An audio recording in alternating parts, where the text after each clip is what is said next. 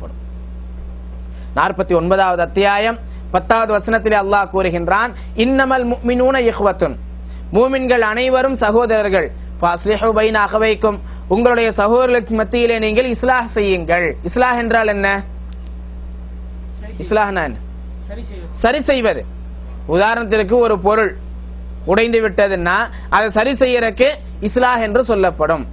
ஆக முஸ்லிம்கள் தங்களுக்கு மத்தியில், அவர்களுக்கு மத்தியில் ஏதேனும் குறைகள், ஈமானிலே குறைகள், அமல்களிலே குறைகள் இருந்தால் அதை சரி செய்வதற்கு இஸ்லாஹ் என்று சொல்லப்படும். மூசா அலைஹிஸ்ஸலாம் அவர்கள் வேதம் வாங்குவதற்காக தூர் மலைக்கு சென்றார்கள். இப்ப அந்த நேரத்துல ஹாரூன் அலைஹிஸ்ஸலாம் அவர்களை யார்கிட்ட விட்டுட்டு போறாங்க? ஹாரூன் அலைஹிஸ்ஸலாம் அவங்கள யார்கிட்ட விட்டுட்டு போனாங்க? மூசா அலைஹிஸ்ஸலாம் தம்பி தான் ஹாரூன் அலைஹிஸ்ஸலாம். எந்த சமுதாய மக்கள்கிட்ட விட்டுட்டு போனாங்க? சாமிரிட்டியா? பனி இஸ்ராயில். அந்த நேரத்துல ரெண்டு சமுதாயம் இருந்துச்சு, ஒன்னு கிபித்தி, இன்னொன்னு பனி இஸ்ராயில். கிபித்தியா அல்லாஹ் அழிச்சிட்டான், ஃபிரௌனுடைய சமுதாயத்தை அல்லாஹ் அழிச்சிட்டான். யார்கிட்ட விட்டுட்டு போனாங்க? பனி இஸ்ராயில். பனி இஸ்ராயில் யார் அந்த நேரத்துல? முஸ்லிம்கள். மூசா அலைஹிஸ்ஸலாம் மீதும் ஹாரூன் அலைஹிஸ்ஸலாம் மீதும் நம்பிக்கை கொண்ட முஸ்லிம்கள். அவர்களுக்கு மத்தியிலே ஹாரூன் அலைஹிஸ்ஸலாம் அவர்களை விட்டு செல்லும் பொழுது, வேதத்தை வாங்க செல்லும் பொழுது மூசா அலைஹிஸ்ஸலாம் அவர்கள் கூறுகின்றார்கள், 7வது அத்தியாயம் 142வது வசனத்திலே அல்லாஹ் கூறுகின்றான், வகால மூசா லி அஹீஹி ஹாரூன் அக்லுஃப்னி ஃபீ கௌமி வ அஸ்லிஹ் வலா தத்தபி' சபீலல் முஃப்ஸிதீன். இன்னும் மூசா தன்னுடைய சகோதரர் ஹாரூனை பார்த்து கூறினார், நீ என்னுடைய சமுதாயத்தில் எனக்கு பிரதிநிதியாக இரு, இன்னும் அவர்களை சீர்திருத்து, வ அஸ்லிஹ், அவர்களை சீர்திருத்து, வலா தத்தபி' சபீலல் முஃப்ஸிதீன், அவர்களில் குழப்பவாதிகளுடைய வழியை நீ பின்பற்றி விடாதே.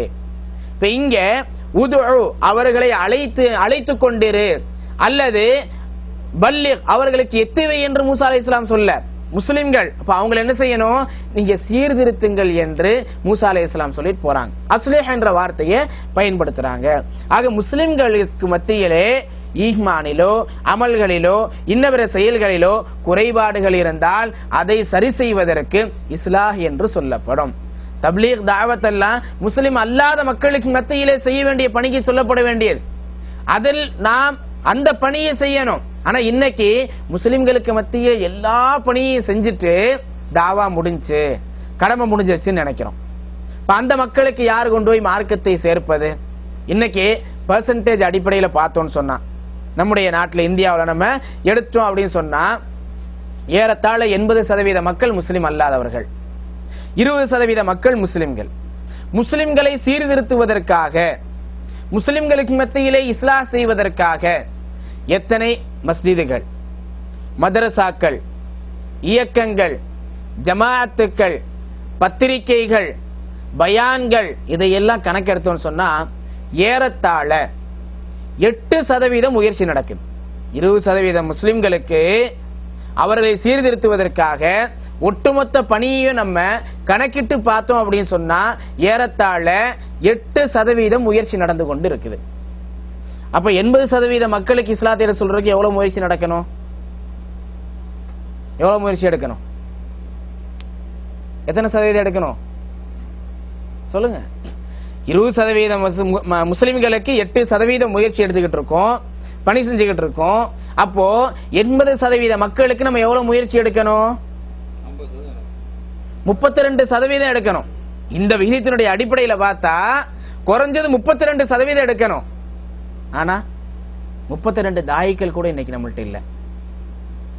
இஸ்லாத்தை தெளிவான முறையிலே மக்களுக்கு எடுத்து சொல்லக்கூடிய 32 தாயிகள் கூட நம்மள்ட்ட இல்ல. இப்ப நம்ம முஸ்லிம் அல்லாத மக்களை நரகத்திலிருந்து காப்பாற்றுவதற்கான முயற்சி என்ன செய்யறோம்? நம்ம இங்க சவுதி அரேபியா எடுத்துட்டாலும் இங்கும் நடக்கக்கூடிய பெரும்பாலான பணிகள் முஸ்லிம்களுக்கு மத்தியில் தான். முஸ்லிம்கள் அதிகமா இருக்கிறாங்க முஸ்லிம்களுக்கு மத்தியில. ஆனால் முஸ்லிம் அல்லாத மக்கள் எங்கெங்க இருக்கின்றார்களோ அங்கு அவர்களை நேர்வழியின்பால் அழைப்பதற்காக என்ன முயற்சி நடக்குது? என்ன முயற்சி நீங்கள் மேற்கொண்டிருக்கிறீங்க? மக்கள் நம்மை தேடி வந்தால் இஸ்லாத்தை எடுத்து சொல்றோம். நீங்க எத்தனை மக்களை தேடி போனீங்க? இல்ல. எத்தனை இடங்களிலே முஸ்லிம் அல்லாதவர்கள் பெரும்பான்மையா இருக்கிறாங்க. ஜித்தாவில் எடுத்துக்கிட்டா இங்கே எத்தனையோ இடங்களில் முஸ்லிம் அல்லாஹ்கள் இருக்கிறாங்க, எத்தனையோ கம்பெனிகளில் பணிபுரிந்து கொண்டிருக்கின்றார்கள். உங்களுக்கு ஜாலியாத் மூலமாக சென்றால் இஸ்லாத்தை சொல்வதிலே எந்த விதமான தடையும் இருக்காது. ஆனால் எந்த அளவுக்கு முயற்சி எடுத்துக்கிட்டு இருக்கிறீங்க, நாம் எந்த அளவிற்கு முயற்சி எடுக்கின்றோம் என்பதை யோசிச்சு பார்க்கணும். அல்லாஹ்வின் உதவியை கொண்டு இந்தியாவில் நம்மை தேடி மக்கள் வருவதை விட நாம் அவர்களை தேடி சென்று கொண்டிருக்கின்றோம். பல்வேறு இந்தியா முழுவதிலும் அல்ஹம்துலில்லாஹ் பணி நடந்துகிட்டு இருக்குது. பல இடங்களிலே மக்களை தேடி போறோம், இஸ்லாத்தை எடுத்து சொல்லுகின்றோம். 15 வருடங்களாக ஜாமியா தாருல் இஸ்லாம் உம்ராபாதிலே பட்டம் பெற்ற ஆலிம்கள் அல்ஹம்துலில்லாஹ் இந்த பணியிலே ஈடுபட்டு இன்னைக்கு நிலைமை எப்படி தெரியுமா இருக்கு தமிழ்நாட்டில்?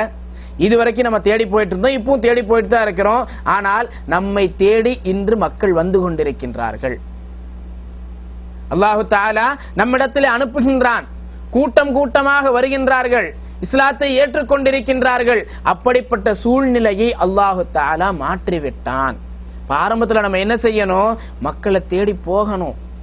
போகவில்லை என்றால் எப்படி அவர்களை நரகத்திலிருந்து காப்பாற்ற முடியும் என்பதை நாம் யோசிச்சு பார்க்கிறோம். ஹஜ்ஜுக்கு வரும் பொழுது சென்னையிலிருந்து பிளைட்ல வரும்போது என் பக்கத்துல 2 நான் முஸ்லிம் உட்கார்ந்து இருந்தாங்க. அவர்கள் இருவருமே ஜித்தாவில் பணி செய்யக்கூடியவங்க. இப்ப ரவி என்ற ஒரு சகோதரி என் பக்கத்துல, அதுக்கடுத்து இன்னொரு சகோதரி உட்கார்ந்தாரு. அவர்கிட்ட பேசும்போது இதான் முதல் டைம் வர்றேன் அப்படின்னாரு. இஸ்லாம் பத்தி எல்லாம் தெரியுமான்னு சொல்லிட்டு அவருக்கு இஸ்லாத்தை சுருக்கமாக அறிமுகப்படுத்தினா. அப்போ அவர் சொல்றாரு, எங்க அம்மா தொழுகுவாங்க, ரியாதில் இருக்காங்க, அவங்க முஸ்லீம் ஆயிட்டாங்க, எங்க அம்மா முஸ்லீம் ஆயிட்டாங்க. அப்போ நீங்களும் இங்கு அவர்கிட்ட இங்க தர கான்டாக்ட் நம்பர் எதுவும் இல்லை, என்னுடைய நம்பர் எதுவும் கொடுக்க முடியல. அதனால அவரிடத்திலே இங்க ஜாலியாத் மூலமாக நீங்க போய் நீங்களும் இஸ்லாத்தை ஏத்துக்குங்க, உங்க அம்மாட்ட கேட்டீங்கன்னா அவங்களே அதுக்குண்டான வழிமுறைகளை சொல்லிக் கொடுப்பார்கள் என்று அந்த இளைஞரிடத்துல நான் சொன்னேன். இப்ப இந்த அளவிற்கு மக்கள் இங்கும் இஸ்லாத்திற்கு வருவதற்கு தயாரா இருக்கிறாங்க. ஆனால் நீங்கள் அவர்களை தேடி செல்ல வேண்டும். ஒரு முறை அல்ல, 2 முறை அல்ல, அதிகமான முறை அவர்களை சந்தித்து இஸ்லாத்தை சொல்லிக்கொண்டே இருந்தால் அவருடைய உள்ளங்களை அல்லாஹ் மாற்றுவான். இஸ்லாத்தை ஏற்றுக்கொள்ளவில்லையா, நம்முடைய கடமை முடிந்துவிடும். அல்லாஹு தஆலா நம் மீது சுமத்திய கடமையை நாம் நிறைவேற்றியவர்களாக ஆகிவிடுவோம். நபிகள் நாயகம் ஸல்லல்லாஹு அலைஹி வஸல்லம் அவர்கள் காலித் இப்னு வலீத் ரலியல்லாஹு அன்ஹு அவர்கள் உஹது போர்ல வெற்றி கிடைச்ச பிறகு முஸ்லிம்களுக்கு தோல்வி யார் மூலமா ஏற்பட்டது? காலித் இப்னு வலீத் மூலமாகத்தான். இஸ்லாத்தை ஏற்றுக்கொண்ட பிறகு அவர் எந்த போருக்கு சென்றாலும் தோல்வியே இல்லை என்று சொல்லப்படக்கூடிய அளவிற்கு மிக சிறந்த போர் வீரராக காலித் இப்னு வலீத் ரலியல்லாஹு அன்ஹு அவர்கள் இருந்தார்கள். இவங்க எப்ப இஸ்லாத்தை ஏத்துக்கிட்டாங்க? எப்படி இஸ்லாத்தை ஏத்துக்கிட்டாங்க? காலித் இப்னு வலீத் ரலியல்லாஹு அன்ஹு அவர்கள் கூறுகின்றார்கள், என்னிடத்திலே அல்லாஹ்வின் தூதர் ஸல்லல்லாஹு அலைஹி வஸல்லம் அவர்கள் எத்தனை தடவை வந்தாங்க தெரியுமா? எத்தனை தடவை போயிருப்பாங்க சொல்லுங்க பார்க்கலாம். நபி ஸல்லல்லாஹு அலைஹி வஸல்லம் அவர்கள் அவருக்கு இஸ்லாத்தை எடுத்து சொல்றதுக்காக எத்தனை தடவை போயிருப்பாங்க மக்காவுல?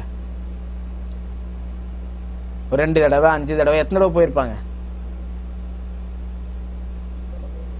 பலமுறைன்னா கவுண்டிங். காலித் இப்னு வலீத் சொல்றாங்க 70க்கும் அதிகமான முறை என்கிட்ட வந்தாங்க. சரி, வர்றப்போலாம் கூப்பிட்டு உபசரிப்பாங்களா? இல்ல. ஒவ்வொரு முறை வரும் பொழுதும் முன்பு திட்டியதை விட கடுமையாக திட்டுவேன்றாங்க. முதல் தடவை நபி ஸல்லல்லாஹு அலைஹி வஸல்லம் அவர்கள் போய் இஸ்லாத்தை சொல்லும் பொழுது திட்டி அனுப்புறாங்க. 2வது தடவை போகும்போது அதை விட கடுமையா திட்டுறாங்க. 3வது தடவை போகும்போது அதை விட கடுமையா திட்டுறாங்க. நம்மளா இருந்தா என்ன இருப்போம்? இவ்வளவு திட்டுறான், இவன்கிட்ட போய் சொல்லணுமா, நரகத்துக்கு போட்டு விடு அப்படின்னு இருப்போம். 5வது முறை செல்லும் பொழுது எப்படி திட்டி இருப்பாங்க, 10வது முறை செல்லும் பொழுது எப்படி திட்டி இருப்பாங்க, கடைசியா 70வது முறை செல்லும் பொழுது எப்படி திட்டி இருப்பாங்க. அதுக்கடுத்து நபி ஸல்லல்லாஹு அலைஹி வஸல்லம் மக்காவிலிருந்து மதீனாவிற்கு ஹிஜ்ரத் செய்து வந்துட்டாங்க.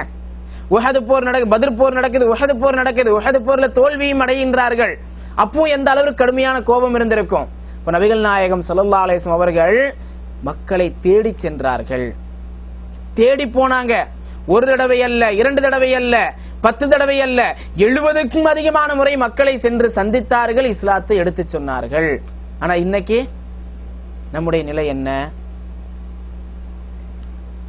இப்ப நாம் அல்லாஹ்வினுடைய மார்க்கத்தை மக்களுக்கு எடுத்து சொல்ல வேண்டும் என்ற கடமையை உணர்ந்திருந்தால் அவர்களை தேடி செல்ல வேண்டும், அவர்களை அழைக்க வேண்டும், அவர்களுக்கு மார்க்கத்தை எத்தி வைக்க வேண்டும், இஸ்லாத்தை ஏற்றுக்கொள்ளுங்கள் என்ற அழைப்பை நாம் அவர்களுக்கு கொடுக்க வேண்டும். இதை நாம் செய்யவில்லை என்றால் அல்லாஹ்வின் புறம் இருந்து நம் மீது வேதனை வரும் என்பதிலே எந்த விதமான சந்தேகமும் இல்லை. அல்லாஹு தஆலா குர்ஆனிலே 2வது அத்தியாயம் 159வது வசனத்திலே கூறுகின்றான், இன்னல்லதீன யக்துமூன மா அன்ஸல்னா மினல் பய்யினாத்தி வல் ஹுதா மின் பஅதி மா பய்யன்னாஹு லின்னாஸி ஃபில் கிதாப் உலாயிக யலஅனுஹுமுல்லாஹ் வ யலஅனுஹுமுல் லாயினூன். நிச்சயமாக எவர்கள் நாம் தெளிவான அத்தாட்சிகளையும் நேர்வழியையும் இறக்கி அதனை வேதத்திலே தெளிவுபடுத்திய பிறகு இதனை மறைக்கின்றார்களோ அவர்களை அல்லாஹ்வும் சபிக்கின்றான், சபிக்கக்கூடியவர்களும் சபிக்கின்றார்கள்.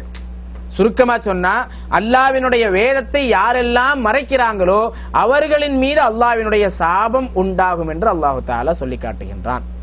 அல்லாஹ்வினுடைய வேதம் குர்ஆன், இந்த வேதத்தை இன்னைக்கு நம்ம மக்களுக்கு தெளிவுபடுத்தி இருக்கிறோமா அல்லது மறைச்சிருக்கிறோமா? என்ன பண்ணிருக்கோம்? மறைச்சிருக்கோம். அப்ப அல்லாஹ்வுடைய சாபம் ஏற்படுமா இல்லையா? நம்ம என்ன தனிப்பட்ட முறையில் என்னையோ உங்களையோ மட்டும் பார்ப்பதல்ல, ஒட்டுமொத்த சமுதாயத்தை நம்ம பார்க்கிறோம், ஒட்டுமொத்த முஸ்லிம்களையும் பார்க்கிறோம். அப்ப அல்லாஹ்வினுடைய வேதத்தை நம்ம முஸ்லிம்கள் முஸ்லிம் அல்லாதவர்களுக்கு எடுத்து சொல்லியிருக்காங்களா இல்லையா? தெளிவுபடுத்தியிருக்காங்களா இல்லையா? இல்ல. அப்ப அல்லாஹ்வினுடைய சாபம் நம் மீது வருமா இல்லையா? குர்ஆனையும் ஹதீஸையும் புரட்டி பார்த்தோம் என்றால் அல்லாஹு தஆலாவினுடைய வேதனை நம் மீது எப்படியெல்லாம் வரும்ன்றது சொல்லப்பட்டிருக்கு. குர்ஆன்ல அல்லாஹு தஆலா பொதுவாக மனிதர்களின் நிலை, குறிப்பாக முஸ்லிம்களுடைய 2 நிலைகளை சொல்றான். ஒன்னு கண்ணியமான நிலை, இன்னொன்னு இழிவான நிலை. கண்ணியத்தை பற்றி சொல்லும் பொழுது 63வது அத்தியாயம் 8வது வசனத்தில் அல்லாஹ் கூறுகின்றான், வலில்லாஹில் இஸ்ஸத்து வலி ரசூலிஹி வலில் முஃமினீன். கண்ணியம் என்பது அல்லாஹ்விற்கும் அவனுடைய தூதருக்கும் முஃமின்களுக்கும் உரித்தானது. கண்ணியம் யாருக்கு உரித்தானது? அல்லாஹ்வுக்கும் அவனுடைய தூதருக்கும் மூமின்களுக்கும் உரித்தானது. அப்ப அல்லாஹ் மூமின்களை கண்ணியமானவர்களாக ஆக்கி வச்சிருக்கிறான். அதே மாதிரி அல்லாஹு தஆலா 2வது அத்தியாயம் 61வது வசனத்திலே 2வது நிலையை குறிப்பிடுகின்றான், வதுரிபத் அலைஹிம் முதில்லத்து வல் மஸ்கனா. அவர்களின் மீது இழிவும் ஏழ்மையும் சாட்டப்பட்டு விட்டது. அவர்களின் மீது அந்த நேரத்தில் வாழ்ந்த பனி இஸ்ராயேல், அந்த நேரத்து முஸ்லிம்கள், அவங்கள பத்தி அல்லாஹ் சொல்றான், அவர்களின் மீது இழிவும் ஏழ்மையும் சாட்டப்பட்டு விட்டது. இப்ப அல்லாஹ் இங்க 2 நிலைகளை குறிப்பிடுறான். ஒன்னு கண்ணியமான நிலை, இன்னொன்னு இழிவான நிலை. இன்னைக்கு நம்முடைய நிலை என்ன? உலகம் முழுவதிலும் குறிப்பாக நம்முடைய நாட்டில இந்தியாவில் எடுத்துட்டா நம்முடைய நிலை எதுல இருக்குது? கண்ணியமா இருக்குமா இழிவா இருக்கிறோமா? எப்படி இருக்கும்? இழிவா தான் இருக்கும். அல்லாஹ் ஒரு சமுதாயத்திற்கு கண்ணியத்தை கொடுத்தால் அது அல்லாஹ்வுடைய அருட்கொடையா அல்லாஹ்வுடைய தண்டனையா? கண்ணியத்தை கொடுத்தா அருட்கொடை. அப்போ ஒரு சமுதாயத்திற்கு அல்லாஹ் இழிவு கொடுத்தான்னு சொன்னா அது அல்லாஹ்வுடைய தண்டனை. இன்னைக்கு நம்ம இழிவான பார்வை பார்க்கப்படுகின்றோம், இழிவாக நடத்தப்படுகின்றோம் என்றால் இது அல்லாஹ்வினுடைய வேதனைகளில் ஒன்று. இன்னைக்கு நம்ம என்ன தெரியுமா, அல்லாஹ்வினுடைய வேதனைகளை புரிஞ்சுக்கிற கூட நமக்கு மனப்பக்குவம் வரமாட்டேங்குது. இது அல்லாஹ்வுடைய வேதனை தான், இதனாலதான் இந்த வேதனை நமக்கு வருது, தண்டனை வருது அப்படின்றத கூட நம்ம புரிஞ்சுக்க மாட்டேங்கிறோம். 2வது அல்லாஹு தஆலா 6வது அத்தியாயம் 65வது வசனத்திலே அல்லாஹ்வினுடைய வேதனைகள் எப்படியெல்லாம் இறங்கும்ன்றத சொல்லி காட்டுறான். குல் ஹுவல் காதிர் அலா அன் யபஅஸ அலைக்கும் அஸாபம் மின் ஃபௌகிக்கும். நபியே நீர் கூறுவீராக, அல்லாஹ் வல்லமை வாய்ந்தவனாக இருக்கின்றான், சக்தி பெற்றவனாக இருக்கின்றான். எதன் மீது? அலா அன் யபஅஸ அலைக்கும் அஸாபம் மின் ஃபௌகிக்கும், உங்களுக்கு மேலிருந்து தண்டனையை இறக்குவதன் மீது. அவ் மின் தஹ்தி அர்ஜுலிக்கும், அல்லது உங்களது பாதங்களுக்கு கீழிருந்து தண்டனை இறக்குவதன் மீது. அவ் யல்பிஸக்கும் ஷியஅன் வ யுதீக பஅதக்கும் பஅஸ பஅத், அல்லது உங்களை பல பிரிவுகளாக பிரித்து உங்களுக்கு மத்தியிலே சண்டையிட்டுக் கொள்ளும் விதத்திலே அவன் தண்டனை இறக்குவதற்கு வல்லமை வாய்ந்தவனாக இருக்கின்றான். 3 விதமான தண்டனைகளை அல்லாஹ் இங்கே குறிப்பிடுறான். ஒன்னு மேலிருந்து வரக்கூடிய தண்டனை, மற்றொன்று கீழிருந்து வரக்கூடிய தண்டனை, 3வது நமக்கு மத்தியிலே ஏற்படக்கூடிய பிளவின் மூலமாக வரக்கூடிய தண்டனை. இப்ப மேலிருந்து வரக்கூடிய தண்டனை, உதாரணத்திற்கு நூஹ் அலைஹிஸ்ஸலாமுடைய சமுதாயத்தை அல்லாஹ் அழிச்சா, வானத்திலிருந்து மழையை பொழிய செய்து ஆது மற்றும் சமூக கூட்டத்தினர் கடும் இடிமுழக்கத்தை கொண்டும் புயல் காற்றை கொண்டும் அழிக்கப்பட்டார்கள். இது மேலிருந்து வரக்கூடிய தண்டனை. 2வது பாதங்களுக்கு கீழிருந்து வரக்கூடிய தண்டனை என்ன? ஃபிரௌனையும் அவனுடைய கூட்டத்தையும் அல்லாஹ் அழித்தது, காரூனை பூமியிலே அல்லாஹ் புதைத்தது, பூகம்பம், புயல் போன்ற வெள்ளப்பெருக்கெடுப்பு, இதெல்லாமே என்ன? பாதங்களுக்கு கீழிருந்து வரக்கூடிய தண்டனை. 3வது நீங்கள் பல பிரிவுகளாக பிரிந்து உங்களுக்கு மத்தியிலே சண்டையிட்டுக் கொள்ளும் விதத்திலே அல்லாஹ் வேதனையை அனுப்புவான். இப்ப இந்த 3 வேதனைகள்ல இன்னைக்கு முஸ்லிம்கள் உலகம் முழுவதிலும் குறிப்பாக நம்முடைய நாட்டில் எந்த வேதனையின் கீழ் இருக்கிறோம்? பிரிவு. இந்த வசனத்தினுடைய விளக்கத்தை எடுத்து பார்த்தோம் அப்படின்னு சொன்னா, முஸ்லிம்ல கிதாபுல் ஃபித்தன் குழப்பங்களை பற்றிய வரக்கூடிய பாடத்துல ஒரு ஹதீஸ் வருது. சஅத் இப்னு அபி வக்காஸ் ரலியல்லாஹு அன்ஹு அவர்கள் அறிவிக்கின்றார்கள், நபிகள் நாயகம் ஸல்லல்லாஹு அலைஹி வஸல்லம் அவர்கள் கூறினார்கள், சஅல்து ரப்பி ஸலாஸா, நான் என்னுடைய இறைவனிடத்திலே 3 துஆக்களை செய்தேன். ஃபஅஅதானி சின்தைனி வ மனஅனி வாஹிதா, 2 துஆக்களை அல்லாஹ் அங்கீகரித்துக் கொண்டான், ஒரு துஆவை மட்டும் அல்லாஹ் அங்கீகரிக்கவில்லை. சஅல்து ரப்பி அல்லா யுஹ்லிக உம்மதி பிஸ்ஸினா, நான் என்னுடைய இறைவனிடத்திலே யா அல்லாஹ் என்னுடைய உம்மத்தினரை நீ வறட்சியின் மூலமாக பசி பட்டினியின் மூலமாக அழித்து விடாதே என்று துஆ செய்தேன். ஒட்டுமொத்த சமுதாயத்தின் கேட்கல, முஸ்லிம்களுக்காக உம்மத்தினருக்காக துஆ செய்றாங்க, என்னுடைய உம்மத்தினரை நீ வறட்சியின் மூலமாக அழித்து விடாதே. ஃபஅதானிஹா, இந்த துஆவை அல்லாஹ் ஏத்துக்கிட்டான். வஸஅல்து அல்லா யுஹ்லிக உம்மதி பில் கர்க், இரண்டாவதாக யா அல்லாஹ் என்னுடைய உம்மத்தினரை தண்ணீரில் மூழ்கடித்து அழித்து விடாதே என்று துஆ செய்தேன். இதையும் அல்லாஹ் அங்கீகரித்துக் கொண்டான். இப்போ ஒட்டுமொத்த முஸ்லிம்களின் மீதும் உலகம் முழுவதிலும் ஒட்டுமொத்த முஸ்லிம்களின் மீதும் பஞ்சமும் வராது, வறட்சியும் வராது, வெள்ளத்தாலும் அழிக்கப்பட மாட்டோம். ஏதோ 1-2 இடத்துல வரலாம், ஆனால் இல்ல உம்மத்துன்றது வேற, கௌம்ன்றது வேற. அது இன்ஷா அல்லாஹ் உங்களுக்கு பிறகு சொல்லுவேன், சரிங்களா? இதை முடிச்சிடுற கடைசியில் நீங்க கேளுங்க இன்ஷா அல்லாஹ், சரிங்களா? இந்த இது முடிச்ச பிறகு நீங்க கேள்வி வந்து பின்ன கேளுங்க. ஆக இந்த ஒட்டுமொத்த முஸ்லிம்களின் மீதும் இந்த 2 விதமான வேதனையும் வராது. மூன்றாவதாக நபிகள் நாயகம் ஸல்லல்லாஹு அலைஹி வஸல்லம் அவங்க அல்லாஹ்ட்ட துஆ செய்றாங்க, வஸஅல்து அல்லா யஜஅல பஅஸஹும் பைனஹும், யா அல்லாஹ் என்னுடைய உம்மத்தினர் பல பிரிவுகளாக பிரிந்து அவர்களுக்கு மத்தியிலே சண்டையிட்டுக் கொள்ளும் விதத்தில் நீ அவர்களை அழித்து விடாதே. ஃபமனஅனிஹா, இந்த துஆவை மட்டும் அல்லாஹ் அங்கீகரிக்கவில்லை. இந்த துஆ மட்டும் அல்லாஹ் அங்கீகரிக்கல. இப்ப இன்னைக்கு நம்ம பல பிரிவாக பிரிந்து நமக்கு மத்தியிலே சண்டையிட்டுக் கொண்டிருப்பது அல்லாஹ்வுடைய ஒரு வேதனையா இல்லையா? அல்லாஹ்வினுடைய வேதனை தான். சரி, இவ்வளவுதான் இருக்கா அல்லது வேறு ஏதேனும் சொல்லப்பட்டிருக்கான்னு பார்த்தா இன்னும் ஒரு சில வேதனைகள் நமக்கு சொல்லப்பட்டிருக்கு. நபிகள் நாயகம் ஸல்லல்லாஹு அலைஹி வஸல்லம் அவர்கள் கூறுகின்றார்கள், வல்லதி நஃப்ஸி பியதிஹி, என்னுடைய உயிர் எவன் கையில் இருக்கின்றதோ அவன் மீது சத்தியமாக, லதஅமுருன்ன பில் மஅரூஃப் வ லதன்ஹவுன்ன அனில் முன்கர், நீங்கள் நன்மையை ஏவிக்கொண்டே இருங்கள், தீமையை தடுத்துக் கொண்டே இருங்கள். அவ் லயபஅஸன்னல்லாஹு அலைக்கும் கௌமன், இவ்வாறு நீங்கள் செய்யவில்லை என்றால் அல்லாஹ் உங்களுக்கு எதிராக ஒரு சமுதாயத்தை அனுப்புவான். சும்ம ததுஊனஹு, பிறகு நீங்கள் எல்லாம் துஆ செய்வீர்கள், ஃபலா யுஸ்தஜாபு லக்கும், ஆனால் உங்களுடைய துஆ அங்கீகரிக்கப்படாது. நன்மையை தீமையை தடுக்கலன்னா அல்லாஹ் உங்களுக்கு எதிரான ஒரு சமுதாயத்தை அனுப்புவான். நமக்கு எதிரான ஒரு சமுதாயம் வந்தது அப்படின்னு சொன்னா அது நம்முடைய முன்னேற்றத்திற்காக பாடுபடுமா, நம்மளை அழிக்கிறதுக்கு பாடுபடுமா? அப்படிப்பட்ட சமுதாயம் உலகம் முழுவதிலும் குறிப்பாக இந்தியாவில் இருக்கா இல்லையா? இருக்கு. இப்படிப்பட்ட நேரத்தில் துஆ செஞ்சாலும் அல்லாஹ் துஆவை அங்கீகரிக்க மாட்டான். தனிப்பட்ட முறையில் நமக்காக நம்ம துஆ செய்வோம், அதை அல்லாஹ் அங்கீகரிப்பான். ஆனால் சமுதாயத்திற்கு என்று நாம் செய்யக்கூடிய துஆ, உதாரணத்திற்கு 1992 பாபர் மசூதி ஷஹீதாக்கப்பட்டது. இப்ப அந்த நேரத்தில் அந்த பள்ளி இடிக்கப்படக்கூடாது என்பதற்காக பெரும்பாலான முஸ்லிம்கள் எங்க அல்லாஹ் துஆவை அங்கீகரிக்கின்றானோ அந்த காபத்துல்லாவில் கூட துஆ செய்யப்பட்டது. நம்முடைய துஆவை அல்லாஹ் ஏத்துக்கிட்டானா? இல்ல. அதுக்கடுத்து பல போராட்டங்கள், எவ்வளவோ முயற்சிகள், கடைசியா 2010 தீர்ப்பு வந்தது. இப்ப அந்த நேரத்துல நம்மள துஆ செஞ்சமா இல்லையா நமக்கு சாதகமா தீர்ப்பு வரணும்ட்டு? ஆனா வந்துதா தீர்ப்பு? நமக்கு சாதகமா வந்துதா? இல்ல. காரணம் என்ன? நபி ஸல்லல்லாஹு அலைஹி வஸல்லம் சொல்லிட்டாங்க, இப்படிப்பட்ட சமுதாயம் வந்துருச்சுன்னு சொன்னா உங்கள நல்லவங்க துஆ செய்வாங்க, அவர்களுடைய துஆவையும் அல்லாஹ் அங்கீகரிக்க மாட்டான். ஆக நமக்கு எதிரான சமுதாயம், நம்முடைய துஆக்கள் அங்கீகரிக்கப்படாமல் இருப்பதும் அல்லாஹ்வினுடைய வேதனைகளில் ஒன்று. வரலாற்று ரீதியா பார்த்தோம்னு சொன்னா நாம் இந்த பணியை நிறைவேற்றவில்லை என்றால் அல்லாஹு தஆலா முன் சென்ற நமக்கு முன்னால் வாழ்ந்த மக்களை உதாரணமாக காட்டுறான். இது ஹிஜ்ரி 656 வருடம் தாத்தாரிகள் பகதாத் நகரத்துல வாழ்ந்த முஸ்லிம்களை அழிச்சாங்க. வரலாற்று நீங்க படிச்சிருக்கலாம். அல்லாமா இப்னு கஸீர் ரஹ்மத்துல்லாஹி அலைஹி அவர்கள் தன்னுடைய வரலாற்று நூல்ல இதை பற்றி தெளிவா சொல்றாங்க.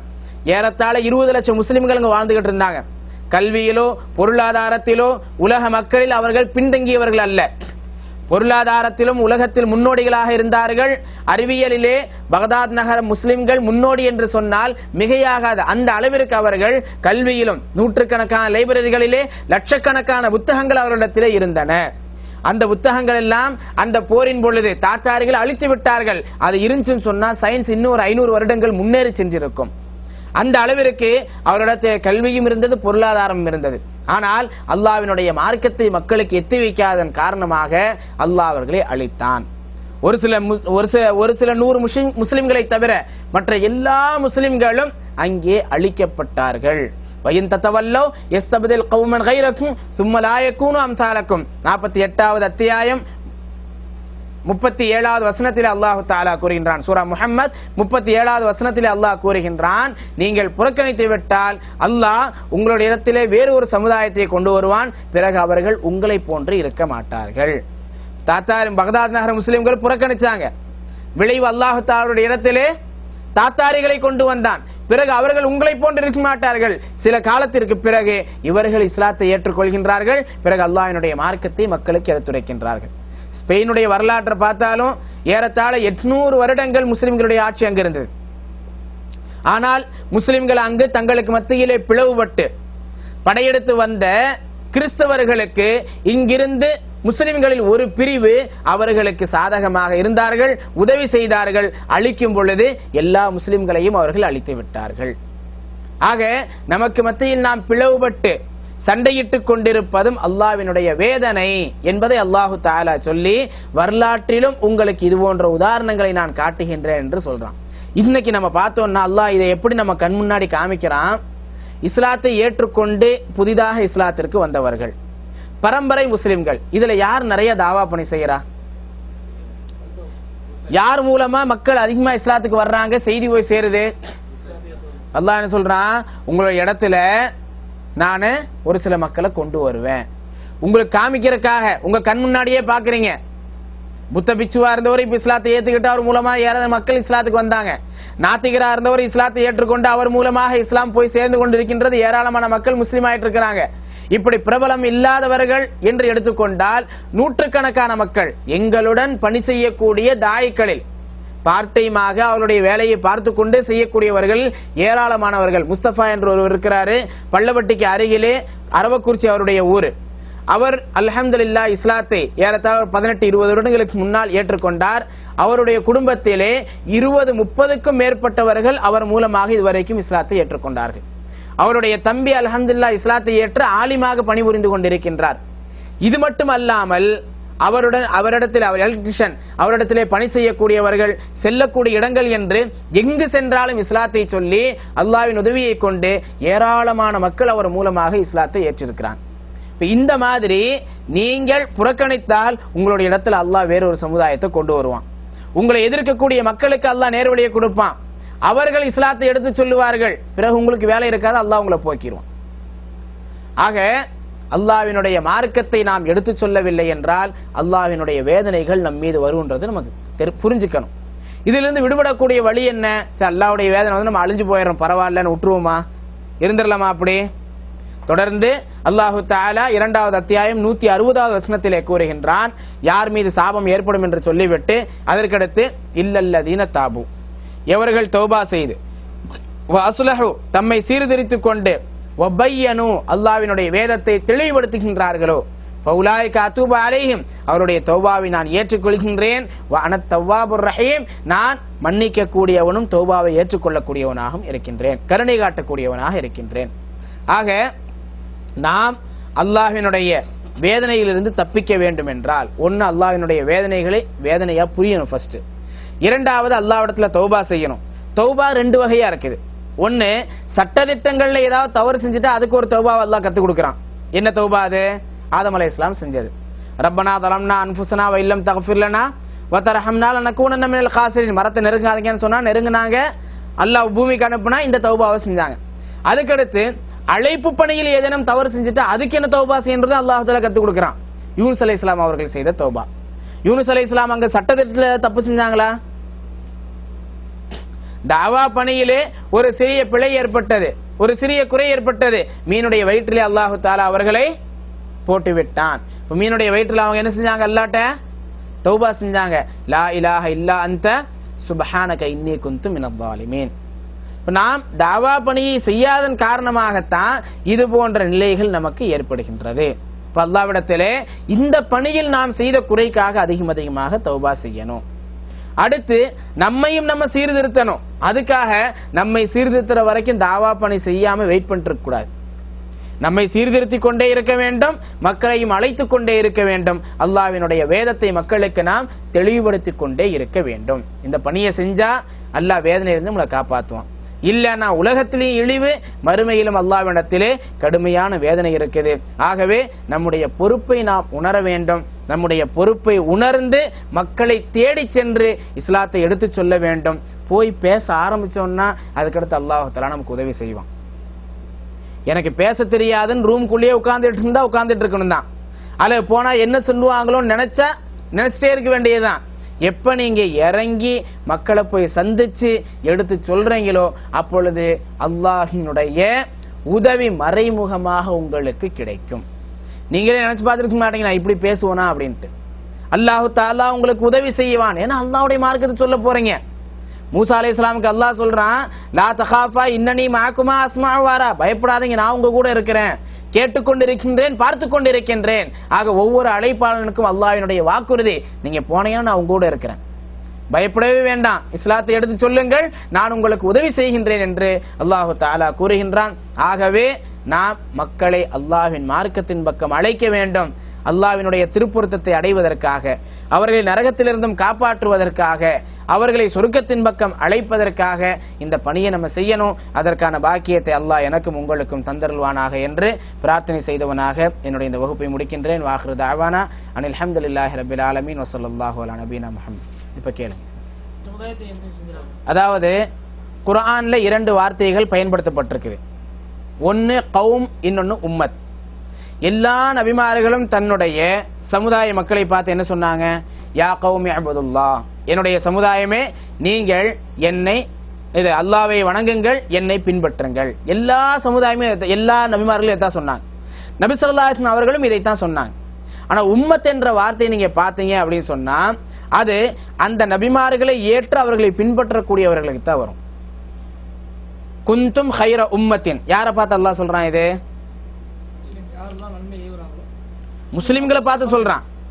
வல்தக்கும் மின்கும் உம்மத்துன், உங்களில் ஒரு கூட்டம் இருக்கணும், ஒரு உம்மத் இருக்கணும். இதை யார் பார்த்து அல்லாஹ் சொல்றான்? பொதுவா எப்படி வரும்? அப்படி இல்ல. எப்படி இங்க அல்லாஹு தஆலா நம்மை பார்த்து குந்தும் ஹைர உம்மத்தின், இது முஸ்லிம்களை பார்த்து மட்டும்தான் சொல்றான். இது எல்லா சமுதாயத்தையும் பார்த்து அல்லாஹ் தஆலா சொல்றான் நம்ம சொல்லுவோமா? காஃபிர்களை பார்த்து அல்லாஹ் இறை மறுப்பாளர்களை பார்த்து சொல்றான் நம்ம சொல்லுவோமா? எந்த முஃபஸிரும் இப்படி விளக்கம் கொடுக்கல. சரிங்களா? அதே போல உங்களில் ஒரு கூட்டம் இருக்கட்டும், நன்மை ஏவி தீமையை தடுக்கட்டும் அல்லாஹ் தஆலா சொல்றான். அங்கேயும் உம்மத் என்ற வார்த்தை தான்.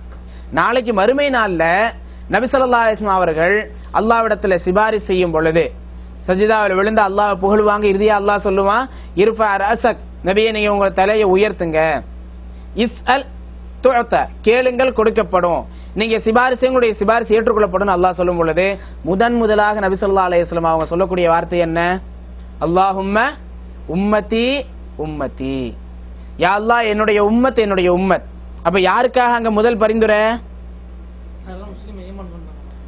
அப்ப உம்மத்துனா யாருல வருவாங்க? ஈமான் கொண்டவங்க மட்டும்தான் வருவாங்க. ஈமான் கொள்ளாதவங்க சமுதாயத்துல வருவாங்க. கௌம் எல்லாருமே கௌம் தான். இப்ப நம்ம மாற்று கைர் கௌம் அப்படின்னு உருதுல சொல்லுவாங்க. வேறு சமுதாயம் வேறு சமுதாயம் வேறு சமுதாயம் இல்லை, அவர்களும் நம்முடைய சமுதாயம் தான், இந்த தூதருடைய சமுதாயம் தான்.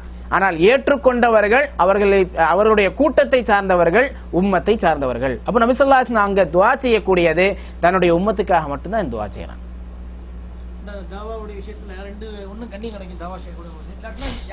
தாவா செய்யக்கூடியவங்களுக்கு அல்லாஹ் சொல்ல, பொதுவாகவே முஸ்லிம்களுடைய 2 நிலைகள் அல்லாஹ் குறிப்பிடுறான். ஒன்னு கண்ணியமான நிலை, இன்னொன்னு இழிவான நிலை. ஒவ்வொரு காலகட்டத்திலும் இப்படித்தான் வருது. அப்ப அல்லாஹ்வினுடைய கட்டளையை ஏற்று செயல்பட்டு அல்லாஹ்வினுடைய மார்க்கத்தை பிற மக்களுக்கு எடுத்து சொன்னா அல்லாஹ் உங்களுக்கு கண்ணியத்தை கொடுப்பான், இல்லைன்னா இழிவை கொடுப்பான். சபபு நுசூல் பனி இஸ்ராயீல் பத்தி அல்லாஹ் சொல்றான். இந்த 2வது அத்தியாயம் 159 வசனம் அல்லாஹ்வின் வேதத்தை மறைத்தால் அல்லாஹ்வுடைய சாபம் ஏற்படும் சொல்லல. இப்ப அதுவும் யார்? பனி இஸ்ராயீல் பத்தி தான் அல்லாஹ் சொல்றான்.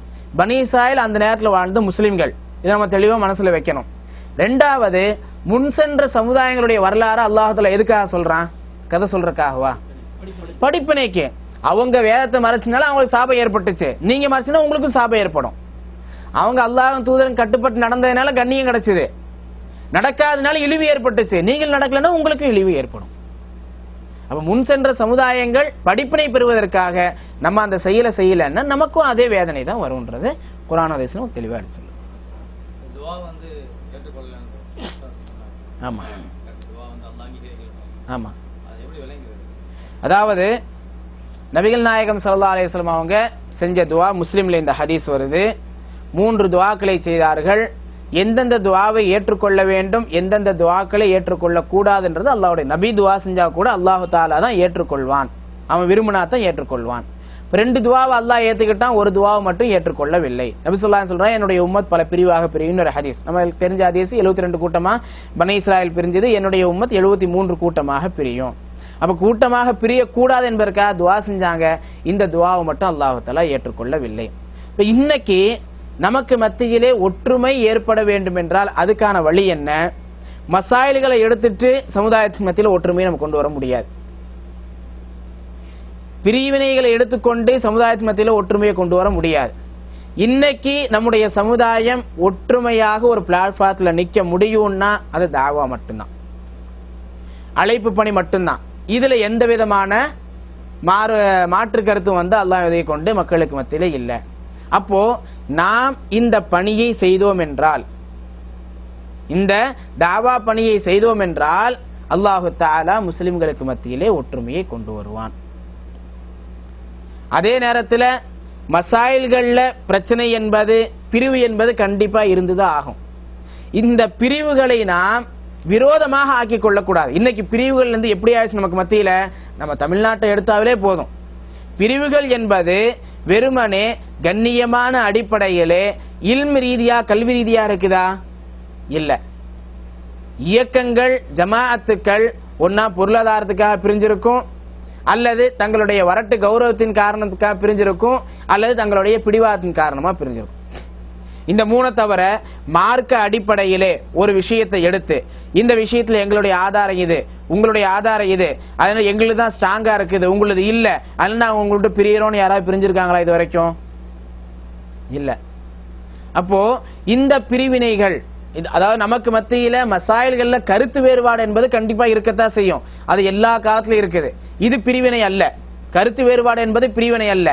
மாறாக இது போன்ற விஷயங்கள் மார்க்கத்தை சரியாக விளங்காமல், மார்க்கத்தை நாம் புரிந்து கொள்ளாமல் சஹாபாக்களுடைய அந்த வழிமுறைக்கு மாற்றமாக நடக்கும் பொழுது என்னாகும்? நமக்கு மத்தியில பிரிவினை ஏற்படும். அது போன்ற பிரிவினைகள் ஏற்படாமல் நமக்கு மத்தியில இருக்கணும், அல்லது மீண்டும் ஒன்று சேர வேண்டும் என்றால் அதுக்கு தாவாவை அல்லாஹு தஆலா ஒரு களமாக நமக்கு ஆக்கியிருக்கிறான். இன்னைக்கு தமிழ்நாட்டில் எல்லா ஜமாத்துகளும் சேர்ந்த நபிகள் நாயகம் ஸல்லல்லாஹு அலைஹி வஸல்லம் அவர்களை பற்றிய திரைப்படம் எடுக்கப்பட்டதுன்னதும் எல்லா ஜமாத்துகளும் சேர்ந்து ஒரே பிளாட்ஃபார்ம் நின்று ஆர்ப்பாட்டம் நடத்தினாங்க. இப்ப ஆர்ப்பாட்டம் நடத்துவதற்காக நான் சொல்லல, தாவா என்று வரும் பொழுது மக்கள் ஒன்று சேருவாங்க. ஒருத்தன் இஸ்லாத்துக்கு வந்துட்டான், அவனுக்கு ஒரு பிரச்சனை என்று வரும் பொழுது கோயம்புத்தூர்லயே பல தடவை பார்த்திருக்கிறோம், சுன்ன ஜமாத்தும் வருவாங்க, தௌஹீத் ஜமாத்தும் வரும், ஜாக்கும் வரும், தமுமுகவும் வரும், எல்லாருமே ஒரே பிளாட்ஃபார்ம்ல வருவாங்க. ஒருவன் இஸ்லாத்தை ஏற்றுக்கொண்டான் அல்லது ஒருவனுக்கு அழைப்பு கொடுக்கணும்னு சொன்னான், நம்ம எந்த இயக்கமும் சாராம இருக்கிறோம். ஒருத்தருக்கு வந்து தாவா பணி செய்யணுமா, சுன்ன ஜமாத்துல இருந்து நம்மளை தான் கூப்பிடுவாங்க, ஜாக்கில இருந்து நம்மளை தான் கூப்பிடுவாங்க. ஜாக்கில 2 நாள் இந்த ஜனவரி மாதம் நடந்த கான்ஃபரன்ஸ் 14-15 படைப்புகளை விட்டும் படைத்ததை நோக்கின்னு சொல்லி அல்ஹம்துலில்லாஹ் 2 நாள் மாநில மாநாடு நடந்தது. அதுல முஸ்லிம் அல்லாதவர்களுக்கு தாவா செய்யக்கூடிய முழு பொறுப்பு எங்கள்கிட்ட தான் கொடுத்திருந்தாங்க. இந்த தாவா நம்மள்ட்ட தான் கொடுத்தாங்க. அல்ஹம்துலில்லாஹ் அந்த 2 நாள்ல 1000க்கும் மேற்பட்ட முஸ்லிம் அல்லாதவர்கள் வந்தாங்க. 350க்கும் மேற்பட்டவர்களுக்கு குர்ஆனை கொடுத்தோம். 58 பேர் அல்ஹம்துலில்லாஹ் கலிமா ஓதினாங்க. அது அந்த கலிமா ஓதிய பிறகு கோயம்புத்தூர்ல ஜாக் சார்பாக ஒரு இஸ்லாமிக் சென்டரை ஓபன் பண்ணிட்டாங்க. அப்ப இந்த மாதிரி எல்லா மக்களும் தாவா என்று வரும் பொழுது, அழைப்பு பணி முஸ்லிம் அல்லாத மக்களுக்கு அழைப்பு கொடுக்கும் போது எல்லாத்துக்குமே இந்த சிந்தனை இருக்குது. எல்லா ஜமாத்தை சேர்ந்தவர்களுக்கும் இந்த சிந்தனை இருக்குது. முடிஞ்சலாம் அவங்க சொல்றாங்களா, அதுக்கு மேல முடியல நம்மள்ட்ட கொண்டு வந்துடுறாங்க. அல்லது குர்ஆன் வேணுமா, இது கோயம்புத்தூர்ல இருந்து இலவசமாக முஸ்லிம் அல்லாதவர்களுக்கு அல்ஹம்துலில்லாஹ் கொடுக்கப்படுது. இதுல அவங்களுக்கு இஸ்லாத்தை பற்றி என்ன சந்தேகம் இருக்குதோ அதை பற்றிய ஃபுட் நோட்ஸும் அல்ஹம்துலில்லாஹ் கொடுக்கப்பட்டிருக்குது. முஸ்லிம் அல்லாத மக்களுக்காக முதன்முறையாக தர்ஜுமா செய்து, ஏற்கனவே இருந்த தர்ஜுமா திருத்தம் செய்து ஃபுட் நோட் கொடுக்கப்பட்டு விளக்கங்கள் கொடுக்கப்பட்டு இலவசமாக வெளியிடக்கூடிய ஒரே குர்ஆன் இது. கோயம்புத்தூர்ல இருந்து திருக்குர்ஆன் அறக்கட்டளை. இது என்ன, இந்த ட்ரஸ்ட் எடுத்தீங்கன்னா 2002 ஆரம்பிக்கப்பட்டது. இதுல எல்லா ஜமாத்தை சேர்ந்தவங்களும் ட்ரஸ்டியா இருக்கிறாங்க. இதனுடைய வேலை என்ன, முஸ்லிம் அல்லாத மக்களுக்கு குர்ஆன் கொண்டு போய் சேர்க்கறதுக்கு என்ன வேலையோ அதுதான். இங்க மசாயில்கள் பேசப்படாது. அப்ப தாவா என்று வரும் பொழுது இன்ஷா அல்லாஹ் நிச்சயமாக முஸ்லிம்கள் ஒன்று சேருவார்கள். இதுல எந்த மாற்று கருத்தும் இல்லை. இதுவரைக்கும் அல்ஹம்துலில்லாஹ் 70,000க்கும் மேற்பட்ட குர்ஆன் அச்சடிச்சு கொடுக்கப்பட்டிருக்குது. இந்த 10 வருஷத்துல 70-80,000 குர்ஆன் அல்ஹம்துலில்லாஹ் முஸ்லிம் தமிழகம் முழுவதிலும், தமிழகம் அல்லாமல் மற்ற மாநிலங்களில் தமிழ் பேசக்கூடியவர்களுக்கும், இது மட்டுமல்லாமல் வெளிநாடுகளிலும் தமிழ் பேசக்கூடிய மக்களுக்கு இந்த குர்ஆன் போய் சேர்ந்திருக்குது. ஏராளமான மக்கள் பயனடைஞ்சிருக்கிறாங்க. ஏராளமான மக்கள் அல்ஹம்துலில்லாஹ் இஸ்லாத்தை ஏற்றிருக்கின்றார்கள். இப்போ போன மாசம் 17ல இருந்து 26 வரைக்கும் கோயம்புத்தூர்ல எக்ஸிபிஷன் நடந்தது, புக் ஃபேர். இந்த புக் ஃபேர் பொதுவாகவே எல்லா பதிப்பகங்களும் கடை போடுவாங்க, முஸ்லிம் அல்லாதவர்கள் நடத்தக்கூடியது.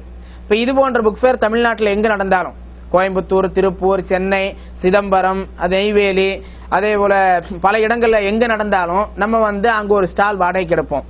குறைஞ்சது 6,000 ரூபாய் 7,000 ரூபாய் வாடகை இருக்கும். அதிகபட்சமா 14,000 ரூபாய் 15,000 ரூபாய் வாடகை இருக்கும். சென்னையில நடந்துச்சுன்னு சொன்னா அதுக்கு 13,000 ரூபாய் 14,000 ரூபாய் வாடகை இருக்கும். கோயம்புத்தூர்ல இப்போ 9,000 ரூபாய் வாடகை இருந்துச்சு. இப்போ ஒவ்வொரு இடத்திலும் 10க்கு 10 ஒரு கடை இருக்கும், அவ்வளவுதான். இப்ப அங்க நம்ம இது போன்ற ஒரு ஸ்டால் இஸ்லாமிய புத்தகங்கள்லாம் வைப்போம். வியாபாரம் நம்முடைய நோக்கம் இல்லை. அங்க பெரும்பாலும் படிப்பில் ஆர்வம் உடையவர்கள் புக் ஃபேருக்கு வருவாங்க. இப்ப அங்க வரக்கூடிய முஸ்லிம் அல்லாத மக்களிடத்துல சின்ன சின்ன ஃபோல்டர்ஸ் கொடுத்து, இஸ்லாத்தை பற்றி நீங்க தெரிஞ்சுக்கணும், குர்ஆன் படிக்கணும்னு சொன்னா உங்க அட்ரஸ் கொடுங்கன்னு சொல்லிட்டு அவங்களோட அட்ரஸ் வாங்கி அதுக்கடுத்து நேரடியாக அவங்களை சந்திப்போம். அல்ஹம்துலில்லாஹ் இந்த புக் ஃபேர்ல இந்த 10 நாள் போன மாசம் நடந்ததுல 2000 முஸ்லிம் அல்லாதவர்கள் குர்ஆன் வேணும்னு எங்களுக்கு அட்ரஸ் கொடுத்திருக்காங்க. குர்ஆனை படிக்க விரும்புறோம். 9 நாள்ல 1200 அட்ரஸ் வந்துச்சு. கடைசி ஒரு நாள்ல 800 அட்ரஸ். வைரமுத்து சிறப்பு விருந்தினராக ஏராளமான மக்கள் வந்திருந்தாங்க. அல்ஹம்துலில்லாஹ் 800 நபர்கள் அந்த ஒரு நாள்ல பேர் கொடுத்திருக்காங்க, அட்ரஸ் கொடுத்திருக்காங்க. அதுலயே 100க்கு ஏறத்தாழ 100 நபர்களுக்கு நம்ம குர்ஆன் கொடுத்துட்டோம். அங்கேயே நிக்க வச்சு ஒரு 1/4 மணி நேரம், 1/2 மணி நேரம், 3/4 மணி நேரம் இஸ்லாத்தை எடுத்து சொல்லி அல்ஹம்துலில்லாஹ் அவர்களுக்கு நம்ம மார்க்கத்தை எடுத்து சொல்லி அவங்களுக்கு குர்ஆனை விளக்கி அவங்களுக்கு கொடுத்திருக்கிறோம். இந்த மாதிரி பல பகுதிகளுக்கும் தமிழ் பேசக்கூடிய மக்களிடத்துல குர்ஆனை கொண்டு போய் அல்ஹம்துலில்லாஹ் நம்ம சேர்த்து மக்களுக்கு மார்க்கத்தை எடுத்து சொல்லிட்டு இருக்கிறோம். இப்ப அல்லாஹு தஆலா இந்த பணியின் மூலமாக நமக்கு மத்தியிலே ஒற்றுமையை கொண்டு வருவான். மசாயில்கள்ல பிரச்சனை அது எல்லா காலத்திலும் இருந்துகிட்டு தான் இருக்கும். அதை நாம் பெரிதுபடுத்தாமல் நமக்கு மத்தியிலே பிளவு என்பது விரோதமாக ஆகிவிடாமல் நம்ம இருக்கிறதுக்காக இந்த பணியை செய்யணும். அல்லாஹு தஆலா இதன் மூலமா நமக்கு மத்தியில் ஒற்றுமை வழங்குவான் இன்ஷா அல்லாஹ். சுப்ஹானக்கல்லாஹும்ம வபிஹம்திக அஷ்ஹது அல்லா இலாஹா இல்லா அன்த அஸ்தக்ஃபிருக வ அத்தூபு இலைக். அஸ்ஸலாமு அலைக்கும்.